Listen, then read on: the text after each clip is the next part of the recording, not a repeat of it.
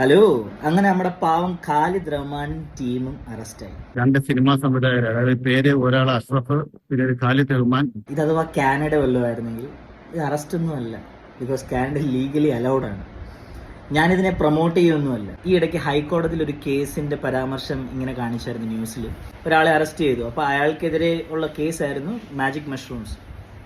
പക്ഷേ കോടതി തന്നെ പറഞ്ഞു magic mushrooms doesn't comes under narcotic drugs. അഥവാ കാനഡയിലുള്ള നിയമം ഇന്ത്യയിൽ ഉണ്ടായിരുന്നെങ്കിൽ ഇതൊന്നും വലിയ ന്യൂസേ അല്ല ആക്ച്വലി. പക്ഷെ ഇത് ചെയ്യുന്നത് ശരിയാണോ എന്ന് വെച്ച് കഴിഞ്ഞാൽ ഒരിക്കലും ശരിയല്ല. പറഞ്ഞു വരുന്നത് ഇതായിരുന്നു ഈ ജിംഖാന തല്ലുമാലയുടെയൊക്കെ രഹസ്യം എന്നെനിക്ക് ഇപ്പോഴാണ് മനസ്സിലായത്.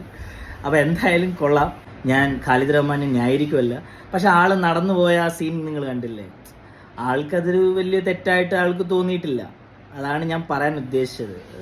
For him it's A usual thing because he might have done it so many times before.